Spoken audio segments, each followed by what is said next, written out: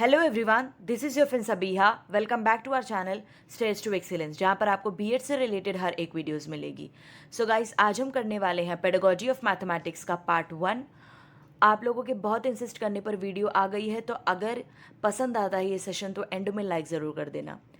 अब गाइस, आज हम जो डिस्कस करेंगे वो हम डायरेक्टली क्वेश्चन नंबर 1 से शुरू करेंगे। अपना जो ये सेशन है, हम हमेशा पहले कैसा करते थे, पहले कॉन्सेप्ट को क्लियर करते थे, फिर हम अपने एमसीक्यूज़ की तरफ बढ़ते थे। लेकिन क्योंकि यहाँ पे आज हम 15 क्वेश्चन डिस्कस करने वाले हैं और ये 15 क्वेश्चन पूरे के पूरे एक दूसरे से अलग है और हर एक कंसेप्ट को लिखने और एक्सप्लेन करने में जो है वीडियो बहुत ही ज़्यादा लंबी खिंच जाती, इसीलिए हम लोगों ने आप लोगों के टाइम का बहुत ज़्यादा ध्यान रख के वीडियो को थोड़ा सा शॉर्ट करने की कोशिश की है और उसमें ज़्यादा इन्फॉर्मेशन ऐड करने की कोशिश की है। तो आप बिल्कुल भी टेंशन मत लो, हम हर एक क्वेश्चन में कॉन्सेप्ट को क्लियर करते हुए जाएंगे, ठीक है। तो शुरू करते हैं video.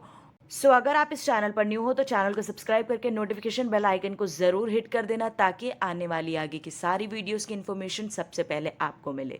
So let's get started. So the first question is the word pedagogy means. Pedagogy का मतलब क्या है? अब यहाँ पर मैं बता दूँ, प्रोनाउंसिएशन इसका पेडागोजी है। बहुत सारे लोग पेडागोगी बोलते हैं, वो सही प्रोनाउंसिएशन नहीं है ये वर्ड का। Okay, it's pedagogy. अब इसका मतलब क्या होता है? हम पेडागोजी ऑफ मैथमेटिक्स की बात कर रहे हैं, तो किसी भी पेडागोजी की हम बात करें, पेडागोजी का मतलब क्या होता है ये भी तो पता होना चाहिए ना, है ना। तो हम समझते हैं इसका मतलब। तो ये रहे options: to understand the child, to educate the child, to lead the child, या फिर to give attention to the child. अब इन चारों में से सही मतलब क्या है? तो पेडागोजी जो है वो एंशियंट ग्रीक वर्ड पेडागोगस से आया है, ओके, जिसमें पेडोस का मतलब होता है चाइल्ड, मतलब बच्चा, और एगोगोस का मतलब होता है लीडर, ओके। और अगर मैं ये दोनों को कंबाइन कर दूं तो इसका मतलब होता है to lead the child. So here the option C is correct. To lead the child मतलब बच्चों को लीड करना। अगर मैं उर्दू में बोलूं तो बच्चों की रहनुमाई करना, और अगर मैं दूसरे इंग्लिश वर्ड में बोलूं तो बच्चों को गाइड करना। क्लियर हुआ? बच्चों को गाइड करना, उनको अंडरस्टैंड करना कि वो अपनी लर्निंग में कहाँ पर है और उनको डेस्टिनेशन उनका क्या है, हमको कैसे उनको पहुंचाना है वहाँ तक। तो इस तरीके से हमको उनको गाइड करना है। सो यही होता है पेडागोजी का मतलब। क्लियर हुआ? Next question is, Who said that mathematics is the language in which God has written the universe? सो ये डेफिनेशन मैथमेटिक्स का किसने दिया है, जिसमें बोला गया है कि मैथमेटिक्स वो ज़ुबान है जिसमें खुदा ने पूरी कायनात लिख दी। तो ये डेफिनेशन मैथ्स का किसने दिया है? ऑप्शंस रहे ये: गैलीलियो, रशेल, मार्शल एडस्टोन, या फिर आर्यभट्टा। तो ये डेफिनेशन मैथमेटिक्स का दिया है गैलीलियो ने। Okay, so the correct option is option ए। अब उन्होंने ऐसा क्यों कहा? उन्होंने देखा कि हमारे सराउंडिंग्स में, हमारे यूनिवर्स में हर एक जगह मैथमेटिक्स है, हर एक जगह मैथ्स इन्वॉल्व है। अगर मैं बात करूँ ज्योग्राफी की, तो ज्योग्राफी में जो भी दिया हुआ है मैथमेटिकल डिस्क्रिप्शन से ही तो बताया गया है अर्थ के बारे में, या उसकी डायमेंशन हो या उसका मैग्नीट्यूड हो, या फिर उसकी सिचुएशन हो या उसका पोजीशन हो, हर एक को मैथ्स में ही रिप्रेजेंट किया गया है। चाहे वो ये बताया गया हो कि डेज और नाइट कैसे होते हैं, या फिर लूनार और सोलार एक्लिप्स की बात हो, या फिर लैटिट्यूड और लॉन्जिट्यूड की, ये हर एक चीज़ को नंबर्स में रिप्रेजेंट किया गया है, और नंबर क्या है? मैथ्स है। ओके, तो ये सब हमारे जो भी ज्योग्राफी में बात होती है वो सब मैथमेटिक्स पे ही बात होती है। तो ये सारे क्या है? एप्लीकेशन ऑफ मैथमेटिक्स है। और अगर आप डॉक्टर के पास जाते हो तो डॉक्टर आपका क्या करता है? वेट चेक करता है, बीपी चेक करता है, ये सब नॉर्मल चेकअप्स करता है ना। तो ये सब जब चेक करता है वो, तो ये किस में जो है हमको दिखाई देता है? नंबर फॉर्म में। तो नंबर क्या है? मैथ्स है। तो यहाँ पर भी मैथ्स इंक्लूडेड है। अगर मैं बात करूँ फार्मास्यूटिकल कंपनीज़ की, तो वो जो दवाइयाँ बनाते हैं वो दवाइयाँ भी एकदम प्रॉपर एस्टिमेशन के साथ बनाते हैं कि कितना चीज़ कितना डालना है, कितना ऐड करना है, मतलब प्रॉपर एस्टिमेशन होता है उनका। तो यहाँ भी मैथ्स इंक्लूडेड है। हम वोट देने जाते हैं तो वोट हम एक इंडिविजुअल कितना दे सकता है? एक ही दे सकता है। अगर एक से ज़्यादा देगा तो फिर जो है हमें सही रिजल्ट नहीं मिलेगा। समझ में आ रही है बात? तो इसीलिए वोटिंग सिस्टम वो एक्सेप्ट भी नहीं करेगा, क्योंकि एक इंडिविजुअल को एक ही वोट देना है। तो ये भी क्या है, मैथ्स है। तो और डे टू डे लाइफ में जो भी एक्टिविटीज़ हम करते हैं वो भी मैथ से रिलेटेड है। इवन हाउस मेकर भी जो होती है वो भी जो एक्टिविटीज़ करती है, घर का खर्चा कैसे चलाना है, बजट को कैसे मेंटेन करना है, ये सारी एक्टिविटीज़ मैथ्स पे डिपेंड है। इसीलिए गैलीलियो ने कहा है कि मैथमेटिक्स वो लैंग्वेज है जिसमें खुदा ने, गॉड ने जो है यूनिवर्स को, पूरे कायनात को लिख दी है। अब समझ में आया कि उसने इस तरीके से क्यों कहा। Now the next question is, if a teacher starts with what student know about specific scenario and generalize that information to a whole population, what type of reasoning the teacher is using? मतलब एक teacher है, उसने शुरू किया एक specific scenario के साथ जो बच्चे ऑलरेडी जानते थे, ओके। फिर उसने क्या किया, वो इन्फॉर्मेशन को यूज़ करके उसने उस कॉन्सेप्ट को जनरलाइज कर लिया, मतलब वो कंक्लूजन पे आ गई। तो यहाँ पर टीचर कौन से टाइप का टीचिंग मेथड यूज़ कर रही है या फिर कौन से टाइप का रीजनिंग यूज़ कर रही है। ऑप्शंस रहे ये, इंडक्टिव, डिडक्टिव, इन्फरेंशियल या फिर अजम्पशन। तो याद रखना एक बात, जब भी एक टीचर एग्जाम्पल से रूल की तरफ जाए या फिर एग्जाम्पल से कंक्लूजन की तरफ जाए या फिर पर्टिकुलर से जनरल की तरफ जाए, तो याद रखना ये इंडक्टिव मेथड है, ओके। सो इंडक्टिव मेथड क्या है, जब हम एग्जाम्पल से फॉर्मूला की तरफ जाते हैं, रूल की तरफ जाते हैं, तो वो होता है इंडक्टिव मेथड। जैसे कि अगर मैं आपको एग्जाम्पल के थ्रू समझाऊं, तो सपोज एक बच्चा है, उसने ग्रीन एप्पल खाया, तो खाने पर उसको पता चला कि ये एप्पल जो है खट्टा है, सार है टेस्ट में। उसने एक और एप्पल उठाया ग्रीन, तो उसने जब उसको भी खाया तो वो भी, उसका भी टेस्ट कैसा था, खट्टा था, सार टेस्ट था। तो इन दोनों एप्पल्स को खाने के बाद उसको क्या पता चला कि जो भी एप्पल्स ग्रीन होते हैं वो हमेशा टेस्ट में सार होते हैं, खट्टे होते हैं। तो इस तरीके से वो एग्जाम्पल से रूल की तरफ आया। अब बात समझ में आई, किसको इंडक्टिव मेथड बोलते हैं। तो जब भी हम कॉन्क्रीट से अब्स्ट्रैक्ट की तरफ जाए या फिर जब भी हम एग्जाम्पल से कंक्लूजन की तरफ आए, तो वो क्या है, इंडक्टिव मेथड। अगर मैं बात करूँ डिडक्टिव मेथड की, तो डिडक्टिव मेथड क्या होता है, फॉर एग्जाम्पल मैंने कुछ स्टूडेंट्स को एरिया ऑफ रेक्टेंगल का फॉर्मूला दिया कि एरिया ऑफ रेक्टेंगल का फॉर्मूला है लेंथ इनटू ब्रेथ। अब ये फॉर्मूला को यूज़ करना है, अप्लाई करना है एरियाज ऑफ डिफरेंट रेक्टेंगल्स को फाइंड आउट करने के लिए, ओके। तो मैंने एग्जैक्टली क्या किया, यहाँ पर उनको सीधा सीधा रूल दे दिया, ओके। सो रूल से उनको एग्जाम्पल की तरफ आना है। तो जब भी वो रूल से एग्जाम्पल की तरफ आएंगे या फिर जनरल से पर्टिकुलर की तरफ जाएंगे, प्रोसीड होंगे, तो उसको बोलते हैं डिडक्टिव मेथड।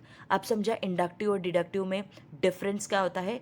इंडक्टिव में हम एग्जाम्पल से रूल की तरफ जाते हैं और डिडक्टिव में हम रूल से एग्जाम्पल की तरफ जाते हैं, ठीक है। इंडक्टिव में हम पर्टिकुलर से जनरल की तरफ जाते हैं, लेकिन डिडक्टिव में हम जनरल से पर्टिकुलर की तरफ जाते हैं। तो ये होता है inductive and deductive method. I hope आपको ये दोनों समझ गया होगा। सो ये जो एग्जाम्पल है वो किसका हुआ, इंडक्टिव मेथड का। इंडक्टिव रीजनिंग है ये, क्योंकि टीचर किससे स्टार्ट कर रही है, जो भी सिनारियो से स्टार्ट कर रही है वो बच्चों को ऑलरेडी पता है, मतलब ये एग्जाम्पल हो गया। और एग्जाम्पल से फिर वो जनरलाइज कर रही है, मतलब कंक्लूजन पे आ रही है। तो एग्जाम्पल से रूल की तरफ आ रही है, तो ये इसीलिए है इंडक्टिव मेथड या फिर inductive reasoning. Clear. Next question is, a good mathematics teacher is one who, मतलब आपको कुछ ऑप्शंस दिए हुए हैं और उस ऑप्शंस में से बताना है कि कौन सा करेक्ट है, जिसमें से वो टीचर अगर उसको फॉलो करती है तो वो बहुत ही अच्छी मैथमेटिक्स टीचर रहेगी। ऑप्शंस रहे ये, gives only a lot of problem to practice with, follow the same method always, encouraging convergent thinking, या remains helpful, insightful, explain things well। तो शुरू करते हैं ऑप्शन ए से, जो हमेशा बहुत सारे प्रॉब्लम्स देती है बच्चों को प्रैक्टिस करने के लिए। तब एक टीचर अच्छी मैथमेटिक्स टीचर बनेगी। तो नहीं, हमको बहुत सारे प्रॉब्लम्स बच्चों को नहीं देने हैं, उन पे बर्डन नहीं डालना है। Follow the same method always, हमेशा जो है पढ़ाने का तरीका सेम ही रखे। तो ये भी नहीं करना है, क्योंकि हमारे क्लास में डिफरेंट टाइप्स ऑफ लर्नर्स होते हैं जिनको हमेशा सेम मेथड से समझ में नहीं आता है, ओके। तो हमें अलग अलग मेथड यूज़ करते रहना है। इनकरेजिंग कन्वर्जेंट थिंकिंग, अब कन्वर्जेंट और डाइवर्जेंट थिंकिंग आपने सुना तो बहुत बहुत बार होगा, समझने की कोशिश कभी की है? अगर नहीं तो चलो मैं आज समझा देती हूँ आपको एकदम अच्छे से। कन्वर्जेंट थिंकिंग होता क्या है, जहाँ पर बहुत सारे फैक्ट्स दिए हो और वो फैक्ट से हमको यूज़ करके सल्यूशन पे आना हो। अगर मैं एग्जाम्पल बोलूँ तो फॉर एग्ज़ाम्पल मैंने अलग अलग स्टूडेंट से पूछी कि भाई हमारा देश आज़ाद कब हुआ था, तो जिससे भी पूछूँ मैं, ओके, जिससे भी पूछूँ उसका आंसर क्या रहेगा? 1947, यही ईयर रहेगा। कोई 1957 बोलेगा? नहीं, क्योंकि हमारा देश कब आज़ाद हुआ है? 1947। तो यही है हमारा सल्यूशन। तो कितने भी लोग से पूछा जाए ये आंसर एक ही आएगा। तो फैक्ट्स को यूज़ करके हम सल्यूशन एक ही देंगे, ठीक है। तो ये होता है कन्वर्जेंट थिंकिंग, जिसमें आंसर सिंगल ही रहता है, ओके। डाइवर्जेंट थिंकिंग की अगर मैं बात करूं तो डाइवर्जेंट थिंकिंग क्या रहता है, मतलब एक प्रॉब्लम के कई सल्यूशन रहते हैं। अब अगर मैं इसका एग्जांपल दूं तो अलग अलग स्टूडेंट है मेरे सामने, ओके। मैंने हर एक स्टूडेंट से बोला कि कौन से दो नंबर को मैं ऐड करूँगी तो उसका मुझे आंसर 10 मिलेगा।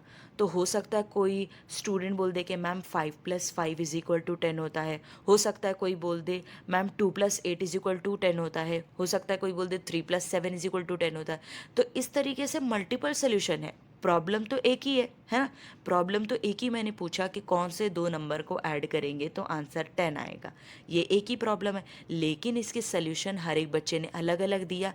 तो ये होता है डाइवर्जेंट थिंकिंग, ओके। तो यहाँ पर ऑप्शन में क्या लिखा है? Encouraging convergent thinking. क्या सिर्फ कन्वर्जेंट थिंकिंग बच्चों में इनकरेज करना है? नहीं, उसके साथ साथ डाइवर्जेंट थिंकिंग को भी इनकरेज करना है, क्योंकि उससे क्रिएटिवनेस आती है, बच्चे सोचने पर मजबूर होते हैं, ओके। उससे उनकी कोग्निटिव एबिलिटीज़ बहुत ज़्यादा बढ़ती है ना, क्योंकि वो मल्टीपल सॉल्यूशंस हमें ला के देते हैं एक ही प्रॉब्लम के। तो यहाँ पर हमको दोनों करना है। लास्ट ऑप्शन क्या है? Remains helpful, insightful, explain things well. मतलब एक टीचर बेस्ट तभी होगी जब वो हमेशा बच्चों की हेल्प करे, मदद करे। इनसाइटफुल मतलब उसका व्यवहार अच्छा हो, उसका बिहेवियर अच्छा हो, और एक्सप्लेन थिंग्स वेल, हर एक चीज़ों को सही से एक्सप्लेन करे, okay. So here the answer is option D. I hope आपको सारे पॉइंट्स क्लियर हुए। चलो नेक्स्ट क्वेश्चन पे चलते हैं। Next question is the rules of presenting the contents to make them easy are called dash. कौन से रूल को यूज करके हम कंटेंट को इजी वे में एक्सप्लेन कर सकते हैं? ऑप्शंस रहे ये: methods of teaching strategies, teaching techniques, teaching strategies, या फिर मैक्सिम्स ऑफ टीचिंग। तो यहाँ मैं आपको बता दूँ मैक्सिम्स ऑफ टीचिंग क्या है। मैक्सिम्स ऑफ टीचिंग वो है जिसमें बहुत सारे अलग अलग मेथड्स हैं, और वो सारे मेथड को हम यूज़ करके अपने कंटेंट को इजी करके बच्चों को आसानी से समझा सकते हैं। कितनी भी डिफ़िकल्ट चीज़ हो, अगर हमको समझाना है, अगर हम मैक्सिम यूज़ करते हैं तो हम बच्चों को बहुत ही आसानी से वो समझा सकते हैं, ओके। तो मैक्सिम ऑफ टीचिंग क्या है? मैक्सिम्स ऑफ टीचिंग पढ़ाने का तरीका है, और मैक्सिम ऑफ टीचिंग को आप टीचिंग स्ट्रैटेजीज बोलो या फिर टीचिंग टेक्निक्स बोलो, दोनों ही करेक्ट है। लेकिन यहाँ पर हमारा सबसे जो करेक्ट आंसर है वो क्या है?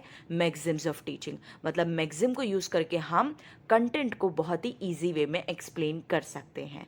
बात समझ आ रही है? Next question is a teacher, while teaching the topic angle, shows the shapes of angle by using ice cream sticks. Which maxim the teacher is using in her class? एक teacher है, वो अपने क्लास में कौन सा topic पढ़ा रही है? एंगल, ओके, मैथ्स का टॉपिक है। उसने एंगल को कैसे पढ़ाया? उसने क्या किया? आइसक्रीम स्टिक्स को जो है यूज़ करके उसने एंगल को समझाया। अब यहाँ पर टीचर कौन सा मैक्सिम यूज़ कर रही है? मैंने आपको बताया मैक्सिम ऑफ टीचिंग क्या है, जिससे हम कंटेंट को ईजी कर सकते हैं। तो यहाँ पर टीचर भी क्या कर रही है? कंटेंट को बच्चों के लिए ईजी कर रही है। मतलब एंगल जो चैप्टर है, टॉपिक है, उसको बहुत ही ईजी वे में समझा रही है आइसक्रीम स्टिक्स को यूज़ करके। तो ये कौन सा मैक्सिम है? Simple to complex, concrete to abstract, known to unknown, या फिर होल टू पार्ट्स। तो यहाँ पर टीचर आइसक्रीम स्टिक्स यूज़ कर रही है, राइट।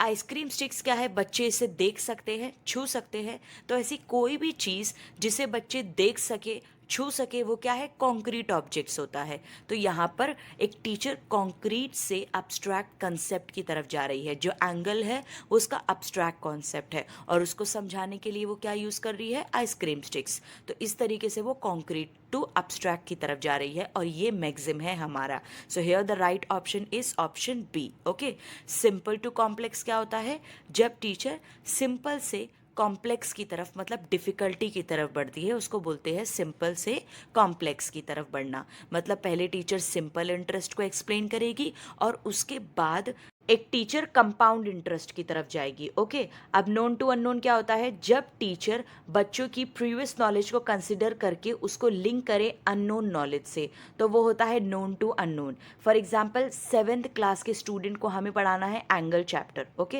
एंगल टॉपिक को हमें पढ़ाना है, तो उन्होंने already acute angle, obtuse angle और राइट एंगल पढ़ चुका है। तो ये चीज़ को हम लिंक करके उनको रिफ्लेक्स एंगल, कंप्लीट एंगल और ज़ीरो एंगल बता सकते हैं। तो इस तरीके से हम नोन टू अननोन अगर जाते हैं तो बच्चों को ज़्यादा जल्दी और ज़्यादा अच्छे से समझ में आता है। होल टू पार्ट्स की अगर मैं बात करूँ, तो यहाँ पर टीचर क्या करती है, टीचिंग मैटर को एज अ होल लेती है, और फिर उसका एक एक पार्ट एक्सप्लेन करती है।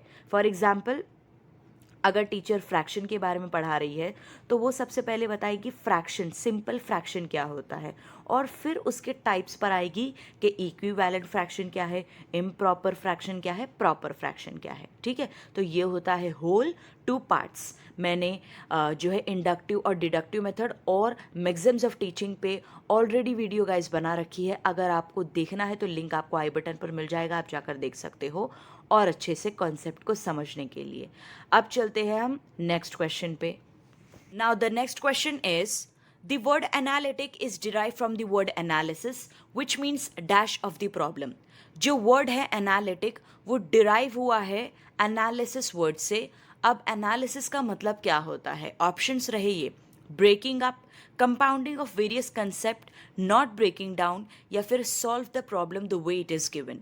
तो यहाँ पर एनालिसिस जो है उसका मतलब होता है breaking up of the problem या फिर breaking down of the problem.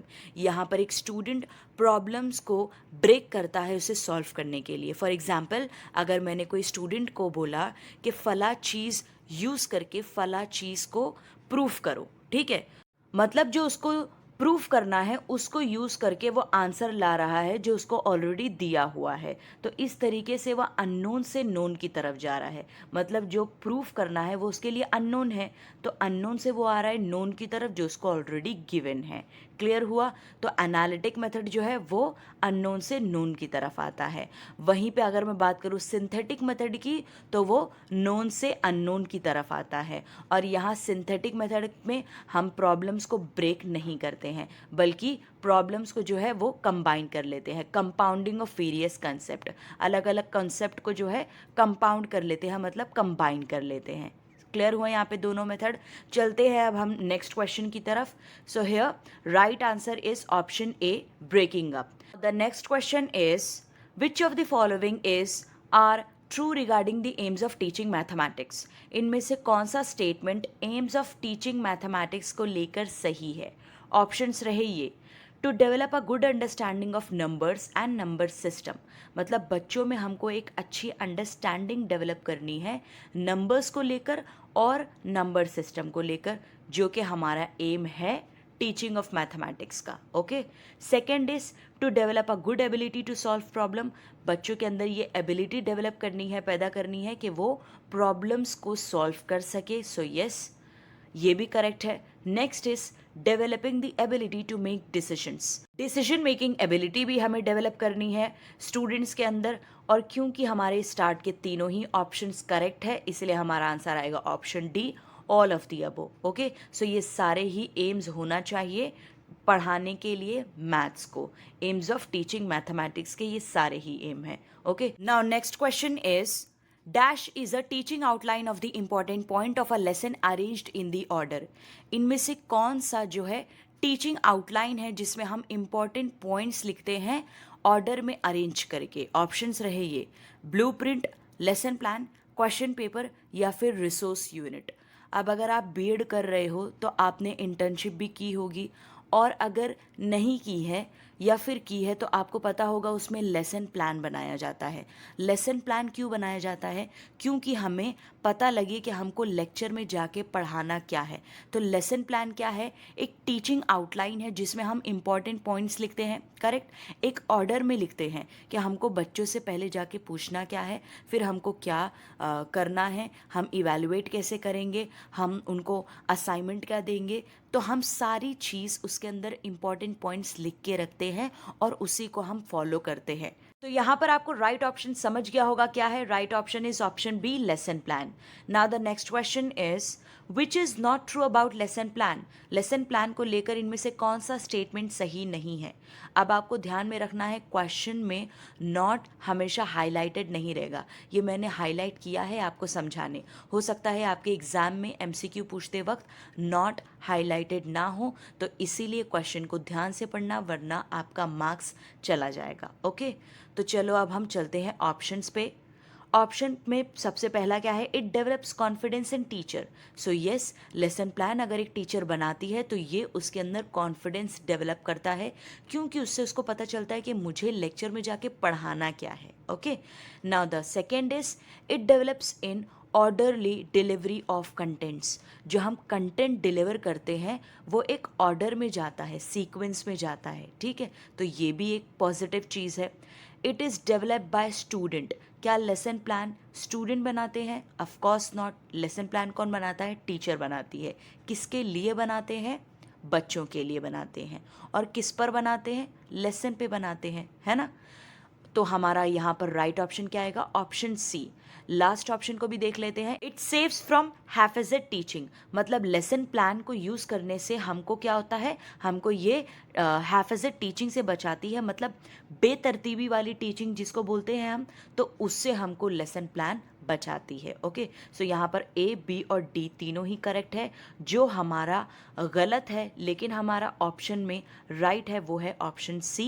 It is developed by teacher, not by student. Okay, the next question is which of the following is are the principle of curriculum construction of mathematics. इनमें से कौन सा principle mathematics के curriculum को construct करते वक्त, बनाते वक्त होना चाहिए? ऑप्शंस रहे ये: principle of utility, child centredness, integrity of theory with practice, या फिर the principle of preparation for life.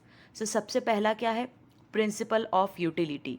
मतलब जो भी करिकुलम है बच्चों का, तो उसको जो है वो यूज़ में आना चाहिए, प्रैक्टिकली यूज़ में आना चाहिए। अगर प्रैक्टिकली यूज़ में नहीं आएगा तो वो उसके किसी काम का नहीं। ओके, सो इसीलिए लिखा है प्रिंसिपल ऑफ यूटिलिटी। तो ये प्रिंसिपल होना चाहिए जब हम एक मैथ्स का करिकुलम डिज़ाइन कर रहे हैं या फ्रेम कर रहे हैं या फिर कंस्ट्रक्ट कर रहे हैं।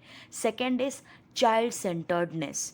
जो भी करिकुलम हम फ्रेम कर रहे हैं, चाहे वो मैथ्स का हो या फिर अदर सब्जेक्ट्स का, वो हमेशा चाइल्ड सेंटर्डनेस होना चाहिए। मतलब फोकस हमेशा बच्चों पर होना चाहिए, ठीक है।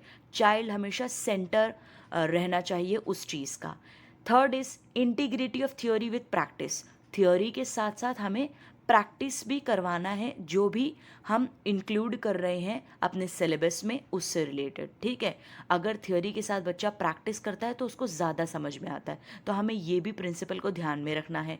Last is the principle of preparation for life. मतलब हमको ऐसा चीज़ उनको प्रोवाइड करना है जो उनको लाइफ टाइम के लिए प्रिपेयर करे और वो एडजस्ट कर सके सोसाइटी में भी खुद को अच्छे से। और सो हमारे सारे ही प्रिंसिपल्स करेक्ट है मैथमेटिक्स करिकुलम कंस्ट्रक्शन को लेकर। तो हमको ऑप्शन डी में मिल जाएगा, ऑल आर करेक्ट। सो यही हमारा है करेक्ट आंसर।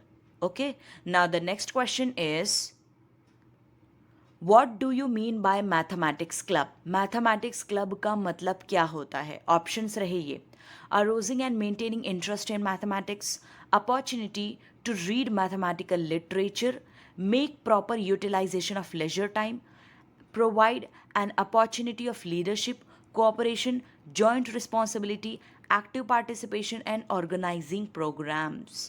अब मैथमेटिक्स क्लब होता क्या है?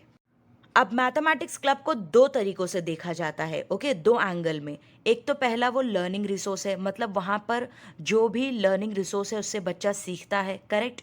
और सेकंड, वो एक ऐसी प्लेस है जहाँ पर हम बच्चों को इंगेज कर सकते हैं एक्स्ट्रा करिकुलर एक्टिविटीज़ में। मतलब जैसे क्विज़ेस करवा सकते हैं, डिस्कशन करवा सकते हैं, डिबेट करवा सकते हैं।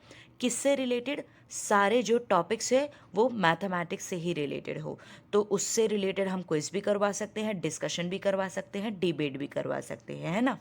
नेक्स्ट इज, हम कुछ इवेंट भी ऑर्गेनाइज करवा सकते हैं अपने मैथमेटिक्स क्लब में, जैसे कि बर्थडे सेलिब्रेट कर सकते हैं हम मैथमेटिशियन की, या फिर मैथ डे सेलिब्रेट करवा सकते हैं। तो इन सब से क्या होता है, बच्चों के अंदर इंटरेस्ट डेवलप होता है। Okay, opportunity to read mathematical literature, वो यहाँ पर उनको अपॉर्चुनिटी भी मिलती है कि वो मैथमेटिकल लिटरेचर को पढ़ें। Make proper utilisation of leisure time, वो अपने फ्री टाइम को सही से इस्तेमाल करते हैं मैथमेटिक्स क्लब में। And provide an opportunity of leadership, cooperation, joint responsibility, active participation and organizing program। So mathematics club में बहुत सारी पोजीशंस बच्चों को भी दिया जाता है, इसलिए उनके अंदर क्या होता है, उनके अंदर लीडरशिप क्वालिटी भी आने लगती है और वो लीड भी करना शुरू करते हैं, उनको वो अपॉर्चुनिटी भी मिलती है, कोऑपरेशन भी उनके अंदर होने लगता है, रिस्पॉन्सिबिलिटी भी आ जाती है, और उनको जब इंटरेस्ट आएगा तो ऑब्वियसली उनका पार्टिसिपेशन भी एकदम एक्टिव रहेगा और वो प्रोग्राम को भी वो ऑर्गेनाइज कर पाएंगे अच्छे से।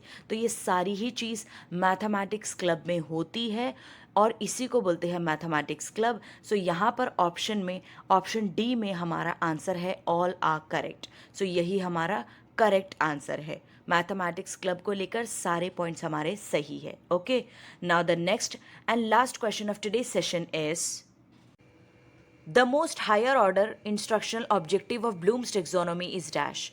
ब्लूम टेक्सोनोमी में सबसे हाईएस्ट ऑर्डर कौन सा है? ऑप्शंस रहे ये, नॉलेज, कॉम्प्रीहेंशन, सिंथेसिस या फिर इवैल्यूएशन।